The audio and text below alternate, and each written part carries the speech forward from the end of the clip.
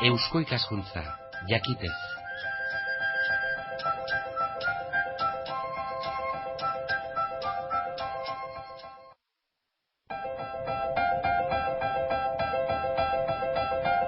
Euskal Herria irratian kulturarloa. Kulturarloa kulturgintzaren aldizkaria da, nahi baldin bada kulturgintzaren baratzean jorraketan aritzeko aldia.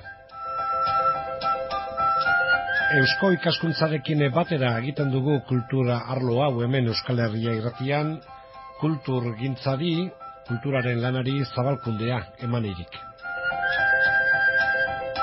Gaurko ale honetan prosa eta poesia, aurkia eta kinberra esan liteke jaia, argia eta itzala, Toti Martínez de Lezea alde batetik, Xabier Lete bestetik. Euskal Herriko literaturgintzan egilerik emankorrena biziena da Toti Martínez de Lezea. Idazle berantiarra, orain dela 10 bat urte argitara eman zuen bere lehendabiziko eleberria. Geroztik sorta luzea egina du. Gazteleraz idatzi eta argitara ematerakoan aldi berean euskarazko bertsioa ere plazaratuz. Horrela egin berri du Otalorea, La Flor de Argoma izenekoarekin ere. Ondoren Xabier Lete, badira 40 bat urte, orduan gazterik zenean bere lehendabiziko olerki liburua atera zuen Letek. Plazan ibili da urtetan gero, beranduago erretiratuta, eta berragerpena egin du berriki. Oraintxe hilabete izan genuen Iruñan, jendaurrean, sakonetik, tristuratik gogoratzeko moduko saio bikainean. Beraz, kulturarlo honetan lehendabizi Toti Martínez de Lezea. Larrabetzuko baserria du lantoki. Gazteleraz idazten du eta gero euskerara itzuli. Ez gara orain sartuko euskal idazleen gremioko den edo ez den eztabaidatzen. Presaka idazten dakila bai esanen dugu, eta irakurtzaile asko dituela ere bai, behar bada beste inork baino irakurle gehiago Euskal Herrian. Giro historikoan gertatuak, maitasun eta gorrotoak ez dira faltako Otaloran. Toti Martínez de Lezea. Nafarra, zu badakizu, maitatzen dut. Eta ezakitzen bat liburuak orain dela arte, 5 edo istorioak ipini ditut Nafarroan, hau oinatin, Gipuzkoan. Baina, Karlisten gerlan, eta Karlistek gerlan zerbait dakizu ez da. Zu gogoratzen zen, gutxi gora bera kontrolatuko duzu, zure zenbagarren liburua da, honakoa? 23. 23 liburu, 23 garrena da. Bai. Ez dira denak giro historikoan eginak. Eleberriak 18 dira. Eleberriak helduentzat, zeren badaukat 3 gazteentzako, 1 umentzako, eta gero Euskal Herriko leyendak eta sorginak. Badira ensaiuek edo. Baina hori guztia horren galdetu behar izu beste modu batez. Hauek zenbat urtetan zen dira urte gutxi batzutan? 10 urtetan 23 liburu. 10. Horri esaten zaio emankor izatea. Prolifiko.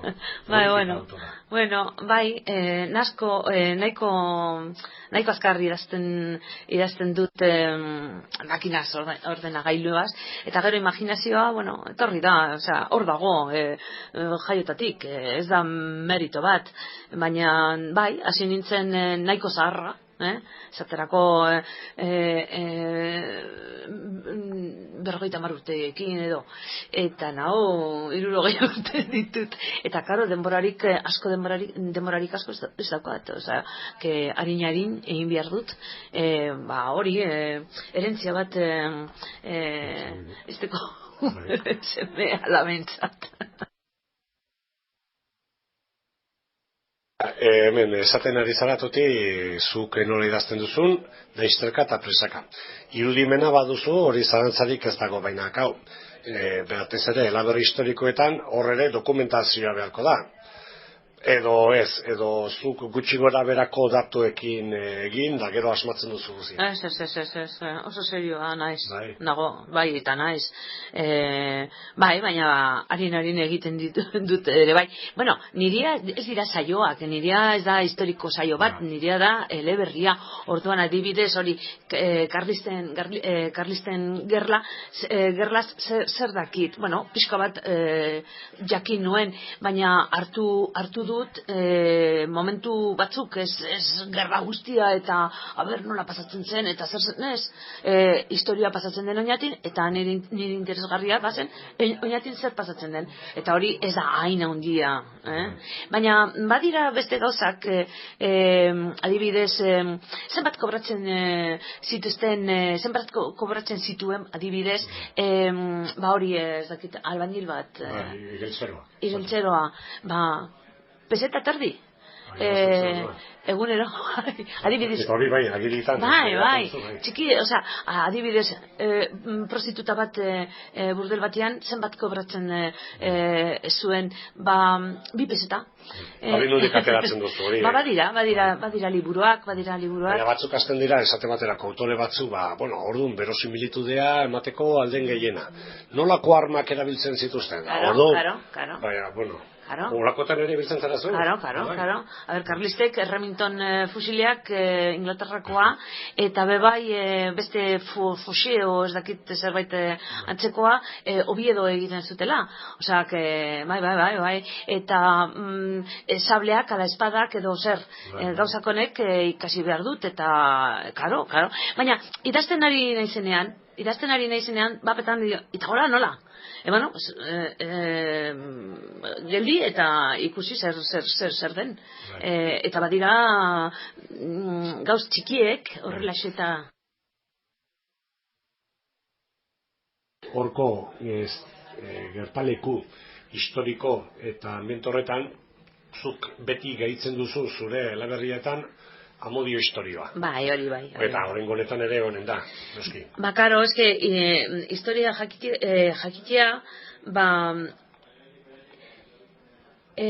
historia jakitzen aktualidadea hobeto ulertzen dugu, ezta? Hobeto ulertzen dut. Baina, bueno, gure eleberrian gauza garrantzitsuena ez da hori, ez da gerra. Bada familiaren harremanak txarrak. Anai artean hori pasatzen da hau gaur eta atzo eta bihar baserriagatik edo lurragatik edo hori osabak edo aititek gu danok gure familietan daukagu zure lengusua ez dut hitz egiten berarekin eta zergatik ezakit. Nire aita bere aita ere ez zuten hitz egiten eta ez dakigu zergatik. Hori, da rentillas, renkores txikiek eta hori da gure historioa.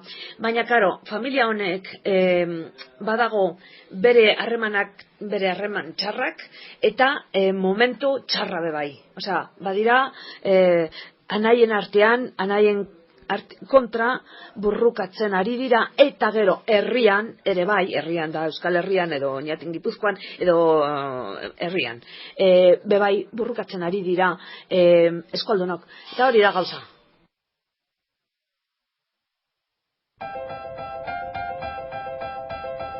Toti Martínez de Lezea genuen hor, otaloria bere elaberriaz mintzo.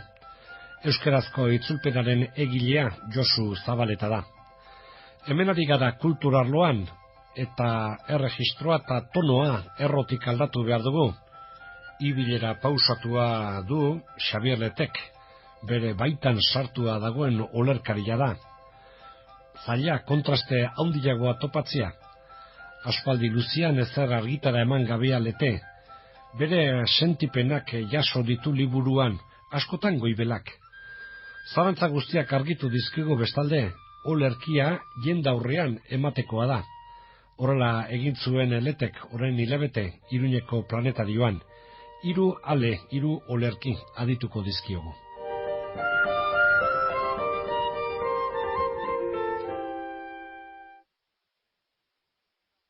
Juan Mari leku ona zenaren oroigarri. Juan Mari Lekuona Oiartzuarra zen, ni bezala, poeta zen, eta orain dela 3 urte zendu zen, hiltzen, eta ordurako burua gaixoak galdua zuen. Eta horregatik esaten ditut, hemen esaten ditudanak.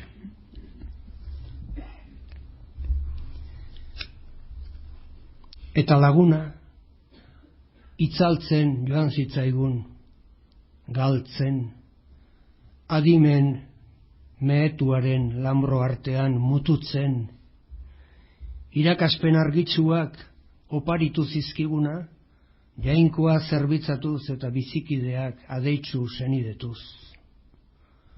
Lagun errukarri, aldegin aiz orain, adi jauregiaren gibel ganbera itzaltzuetara, eta haietatik zuzentzen diguk, arren hautsi baten malenkoniazko intzirioa irriño zorabiatuz.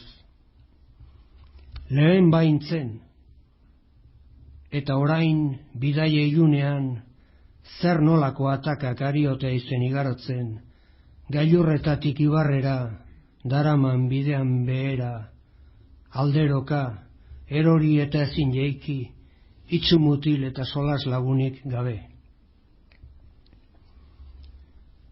Sosegurik bai hotelegokean, galduen eremuetan, edo Virgilio berraragitu batek eramanen ote induke, goizalba ederrenetan argitzen diren egun distiratsuetara, salbatuen egoitzetan birreskura dezakeen hitzarnastuen eresia. Horrago, nunbait orain, eta guk ezin hau jarraitu, haurtzaro berri horren egon sala urrunetara. Baina egun batean guk ere burutuko diagu orain egiten ari aizen ibilbide berbera.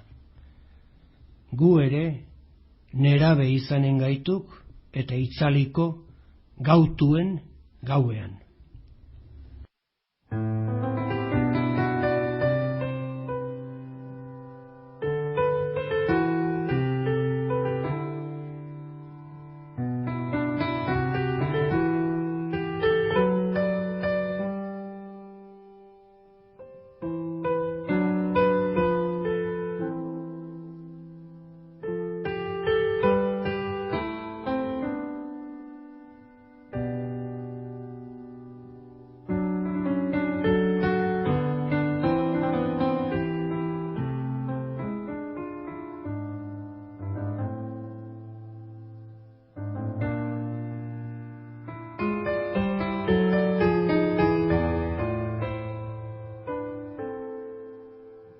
Obabako lurraleri begira ataleko poema bat irakurriko dizuet, 4. eta azkena. Eta zalantzan egon naiz. Bakizu, nori buruz den baino zalantzan egon naiz egon gera.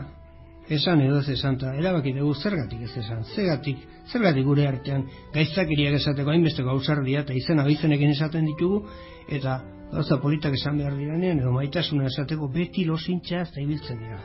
Oso timidoa begirago gauza batzuetako, beste batzuetako ez gara, timidoak. Orduan erabaki dut, 4. poema hau, bidezkoa den bezala, tala baitzen gainera, ala izan baita egina, eta ala izan baita pentsatua, bere destinatarioari dedikatzea, Bernardo Atxagari.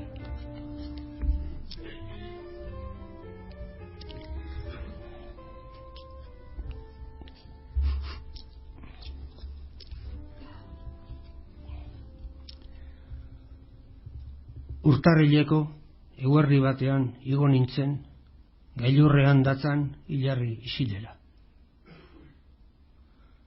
Galdutakoei erreoparia eskaini nahi zanien, baina hain nengoen esku huts, hain umezurtz, hain erabe, ez bainuen adorerik izan argizari bat pizteko ere.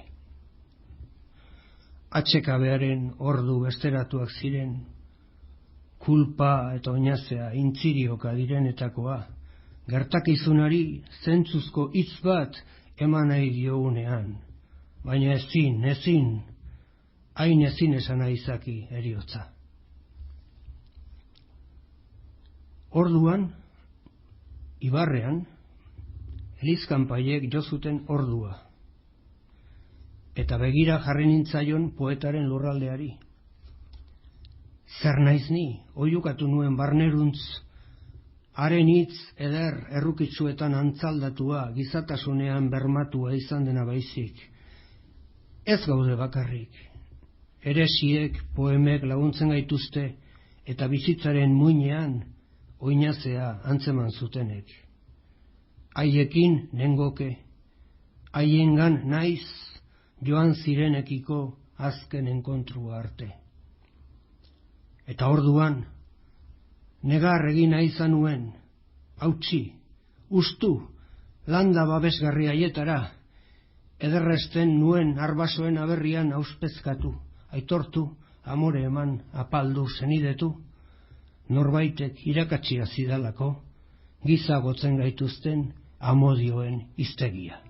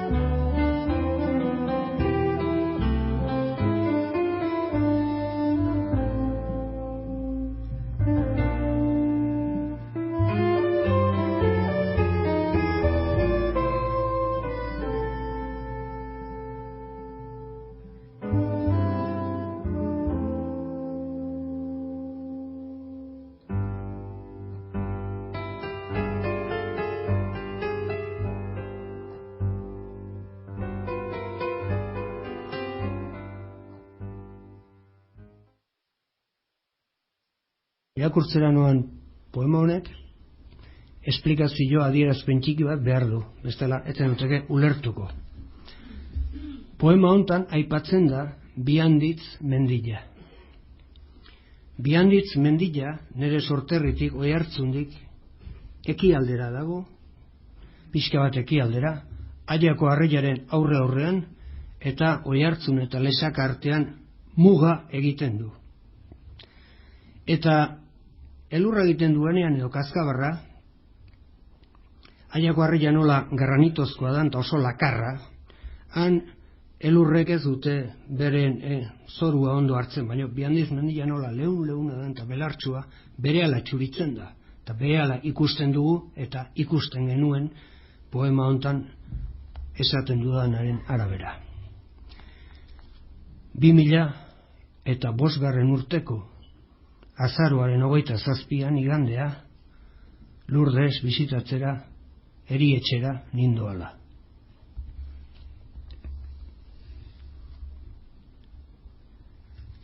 Azaroko arratsaldean, elurra ikusi dut, Bianditz mendiaren hegal gailurretan. Txuri hartan begirada itxatxirik, berriz ere negua atarian, esan diot ahots apalez nere buruari. Zer nolako unkidura elur xuriena, nerabeak ginenean herri galdu hartan. Begiratzen genituen bortuak, mendilerroak, eta han ekialdean, Nafarroa zegoela esaten ziguten, Lesaka, Baztan, Aunamendiak. Haratago, Europako erresumak, edo agian Errusia. Ez baigenekien oraino ailegatzen zen mundua. Baina, mendilepo hurbil haietatik zetorkigula dena, hori ongi genekien gure ezjakin eskasean, odeiak, ekaitzak, elurrak eta negua. Eta izendatzearekin eraikitzen zirela gertakizunak, eguratzen aldaketak iragarri eta alabe hartuz. Gero, laister, eguberria genuen atarian, Eta olentzero ikazkina menditik jeisten zenean, sua eta mezua bailarara ekarriz, gure bihotzetan zilarrezko txintxarriek errepikatzen zuten zorion harritsuaren doinua. Penaz begiratzen genien orduan zoritxarrekoei, eta haiengandik hurbilago ginen sentitzen, zorteak onizatearen atari epeletik uxatu zituelako.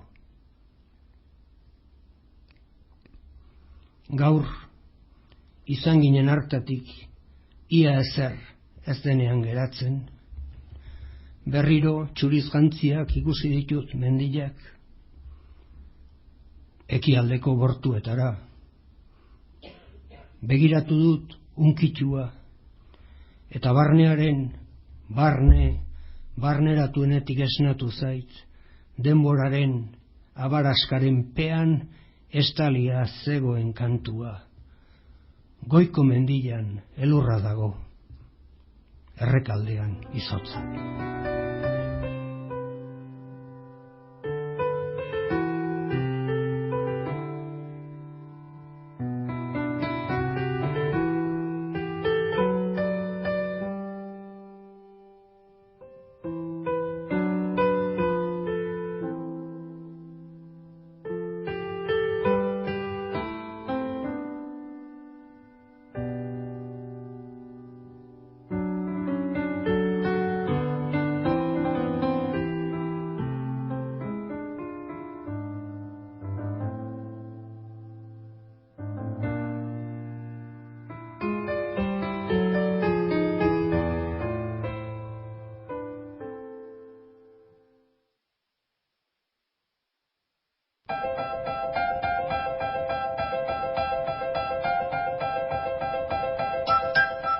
Kultur arloa izan da hemen Euskal Herri Irratian, kulturaren aldizkaria.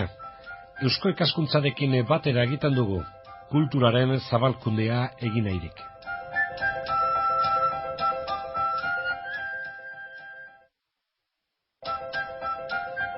Eusko ikaskuntza, jakitez.